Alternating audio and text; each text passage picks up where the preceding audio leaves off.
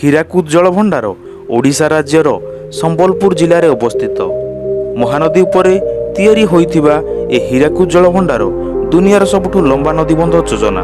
ଶୀତ ଋତୁରେ ଏଠାକୁ ସୁନ୍ଦର ସୁନ୍ଦର ପକ୍ଷୀ ବାହାରୁ ଆସିଥାନ୍ତି। ଅଲଗା ଋତୁରେ ବି ମଧ୍ୟ ପକ୍ଷୀମାନେ ଏ ଜାଗାରେ ରହିଥାନ୍ତି, କିନ୍ତୁ ଶୀତ ଋତୁରେ ବାହାରୁ ବେଶୀ ପକ୍ଷୀ ଆସିଥାନ୍ତି। ହୀରାକୁଦ ଡ୍ୟାମ୍ ତିଆରି ହେଲା ବେଳକୁ ସୁନ୍ଦର ସୁନ୍ଦର ମନ୍ଦିର ଥିଲା। ଗ୍ରୀଷ୍ମ ଋତୁରେ ମନ୍ଦିର ଗୁଡ଼ିକ ଦେଖାଯାଇଥାଏ। ପୂର୍ବରୁ ଲୋକମାନେ ମନ୍ଦିର ଗୁଡ଼ିକୁ ଡଙ୍ଗା ସାହାଯ୍ୟରେ ଦର୍ଶନ କରିବାକୁ ଯାଉଥିଲେ। ହୀରାକୁଦ ଡ୍ୟାମ୍ରେ ସ୍କୁବା ଡାଇଭିଂର ମଜା ନେଇପାରିବେ। ସ୍କୁବା ଡାଇଭିଂ ମାନେ ପାଣି ଭିତରକୁ ଯାଇ ପାଣି ଭିତରେ ଥିବା ଜିନିଷକୁ ଦେଖିପାରିବେ। ତ ସାଙ୍ଗମାନେ ଚାଲନ୍ତୁ ଦେଖିବା ସମ୍ପୂର୍ଣ୍ଣ ଇତିହାସ। ଭିଡ଼ିଓକୁ ଶେଷ ଯାଏ ଦେଖନ୍ତୁ। ଓଡ଼ିଶାର ସମ୍ବଲପୁରରୁ 15 କିଲୋମିଟର ଡିଷ୍ଟାନ୍ସରେ ହୀରାକୁଦ ଜଳଭଣ୍ଡାର ରହିଅଛି। ମହାନଦୀରେ ହୀରାକୁଦ ଡ୍ୟାମ୍ ନିର୍ମାଣ କରାହୋଇଛି। ହୀରାକୁଦ ଡ୍ୟାମ୍ ଏସିଆର ଲମ୍ବା ନଦୀବନ୍ଧ ଯୋଜନା। ପଣ୍ଡିତ ଜବାହରଲାଲ ନେହେରୁ 12 ଏପ୍ରିଲ 1948ରେ ଆରମ୍ଭ କରିଥିଲେ। ମାନେ ନିର୍ମାଣ କାର୍ଯ୍ୟ ଆରମ୍ଭ ହୋଇଥିଲା ଓ 1957ରେ ଶେଷ ହୋଇଥିଲା। ଓଡ଼ିଶା ରାଜ୍ୟରେ ବନା ହୋଇଥିବା ହୀରାକୁଦ ଜଳଭଣ୍ଡାର ଇଞ୍ଜିନିୟରଙ୍କର ଏକ ଉତ୍କୃଷ୍ଟ ଉଦାହରଣ। ହୀରାକୁଦ ଡ୍ୟାମ୍ର ଲମ୍ବା 4.8 କିଲୋମିଟର, ଯାହାକୁ ଦୁଇ ପାହାଡ଼ ମଝିରେ ତିଆରି କରାହୋଇଛି। ମୂଳ ରୂପରେ ଯେଉଁଠି ଡ୍ୟାମ୍ ତିଆରି କରାଯାଇଥାଏ ସେ ଜାଗାରେ ପାହାଡ଼ ଅଛି ନା ନାହିଁ ଦେଖିକରି ତିଆରି କରାଯାଇଥାଏ, କାରଣ ପାହାଡ଼କୁ ଲଗାଇ ଡ୍ୟାମ୍ ତିଆରି କଲେ ଡ୍ୟାମ୍ ମଜବୁତ ହୋଇଥାଏ। ହୀରାକୁଦ ଡ୍ୟାମ୍ 6049 କ୍ଷେତ୍ରଫଳରୁ ଅଧିକରେ ଅବସ୍ଥିତ। ଡ୍ୟାମ୍ ଭ୍ୟୁ 2 ଅବଜରଭେସନ ଟାୱାରରୁ ହିଁ ମିଳିଥାଏ। ଟାୱାର ଉପରକୁ ଗଲେ ସମ୍ପୂର୍ଣ୍ଣ ଭାବରେ ହୀରାକୁଦ ଡ୍ୟାମ୍କୁ ଦେଖିପାରିବେ। ଟାୱାର ଦୁଇଟିର ନାମ, ଗୋଟିକର ନାମ ଗାନ୍ଧୀ ମିନାର ଆଉ ଗୋଟିକର ନାମ ନେହେରୁ ମିନାର।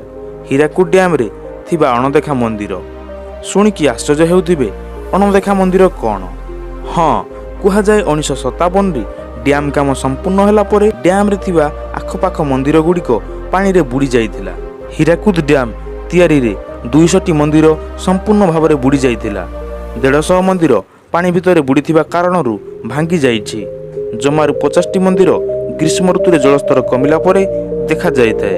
ଯଦି ଆପଣମାନେ ହୀରାକୁଦ ଡ୍ୟାମ୍ ବୁଲିବାକୁ ଇଚ୍ଛା କରୁଛନ୍ତି, ତାହେଲେ ଜାଣି ରଖନ୍ତୁ କେଉଁ ସମୟ ଭଲ, କେଉଁ ଋତୁରେ ଗଲେ କ'ଣ ଦେଖିବାକୁ ପାଇବେ। ବର୍ଷା ଋତୁରେ ଗଲେ ଜାଣିଛନ୍ତି, ବର୍ଷା ଋତୁରେ ଅଧିକ ବର୍ଷା ହୋଇଥାଏ। ବର୍ଷାର ପାଣି ଡ୍ୟାମ୍ରେ ଅଧିକ ଜମା ହୋଇଥାଏ।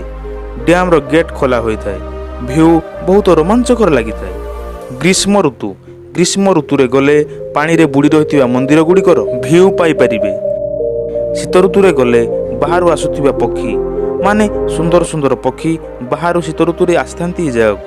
ସୁନ୍ଦର ସୁନ୍ଦର ପକ୍ଷୀ ଦେଖିବାକୁ ପାଇବେ। ଆଉ ହଁ, ଯଦି ଆପଣମାନେ ସ୍କୁବା ଡାଇଭିଂ କରିବାକୁ ଇଚ୍ଛା କରୁଛନ୍ତି, ତାହେଲେ ହୀରାକୁଦ ଡ୍ୟାମ୍ରେ ସ୍କୁବା ଡାଇଭିଂର ସୁବିଧା ମଧ୍ୟ ଅଛି। ସ୍କୁବା ଡାଇଭିଂ ମାନେ ପାଣି ଭିତର ଜିନିଷ ବୁଲି ବୁଲି ଦେଖିବାର ରୋମାଞ୍ଚକର ସୁବିଧା ପାଇପାରିବେ। ତ ସାଙ୍ଗମାନେ ଆପଣମାନେ କେଉଁ ଋତୁରେ ଯିବା ପାଇଁ ପସନ୍ଦ କରିବେ କମେଣ୍ଟ କରି ଜଣାନ୍ତୁ। ଆଉ ହଁ, ଯଦି ଭିଡ଼ିଓ ଭଲ ଲାଗିଛି ଲାଇକ୍ କରନ୍ତୁ, ସେୟାର କରି ନିଜର ସାଙ୍ଗ ଓ ରିଲେଟିଭ୍ଙ୍କୁ ଜଣାନ୍ତୁ। ଯଦି ଚ୍ୟାନେଲକୁ ସବସ୍କ୍ରାଇବ୍ କରିନାହାନ୍ତି, ସବସ୍କ୍ରାଇବ୍ କରି ପାଖରେ ଥିବା ବେଲ୍ ଆଇକନ୍କୁ ପ୍ରେସ୍ କରନ୍ତୁ। ଯେତେବେଳେ ଏମିତି ଆମେଜିଂ ଭିଡ଼ିଓ ଅପଲୋଡ଼ ହେବ ଆଗ ଦେଖିବା ପାଇଁ ପାଇବେ।